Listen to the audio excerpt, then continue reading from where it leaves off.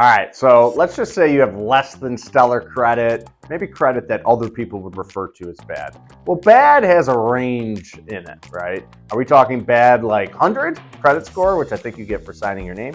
Or are we talking like 600, right? And so depending on where you are on the bad credit score scale, directly determines one, what your interest rate is going to be, if you even qualify, right? So one of the things that you need to know is if you're like a 580, even as low as 560 sometimes, you can still get a mortgage. It's going to cost you a little bit more in interest. It's going to cost you in different ways, but you can still get a mortgage, and usually that's a mortgage that looks a lot like either VA if you're a veteran or an FHA loan if you're not a veteran.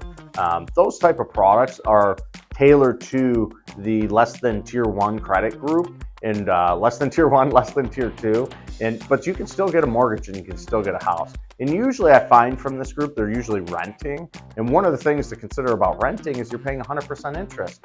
So what if you pay a little bit of a premium on interest for purchasing a property when you're paying 100% interest renting?